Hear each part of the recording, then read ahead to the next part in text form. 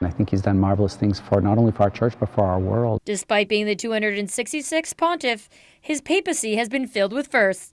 He was the first pope from the Americas, the first Jesuit to hold the title, and the first to choose the name Francis. Very early in his papacy, he wanted to kind of open the doors, make the church more accessible, more open, more relatable to people. Andrew Dubois of St. Paul the Apostles Parish in Bangor says, unlike those beforehand, Pope Francis spoke out on issues like environmental protection, LGBTQ rights, and international conflict. The war in Ukraine, the war in the Middle East, the fighting in the Middle East, all examples that he just spoke out very strongly against. Let's find some resolutions. Let's find some way to put down arms. Let's stop the violence. A group of about 50 students from Mount Desert Island High School who were visiting Italy as part of a class trip told us when they were in Rome last week, the city was in high spirits. When he recovered, it was spirits were high, not only with our trip, but just when we got to Rome. And it being the Jubilee year, there's a lot more visitors in Rome.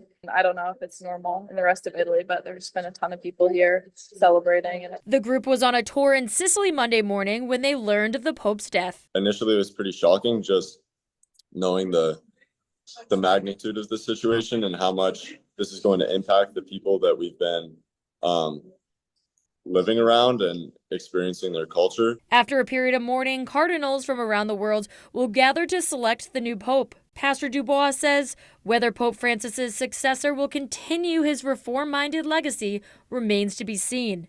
But he trusts the process. I do have an innate trust that that process will yield the person that we need for our times. Certainly as my years as I've served as a priest, to just see these various personalities, no two are exactly alike, and yet they've all done some marvelous things for the church. The Vatican has not yet announced a date for the funeral. I'm Alex Schley reporting for ABC 7 and Fox 22 News.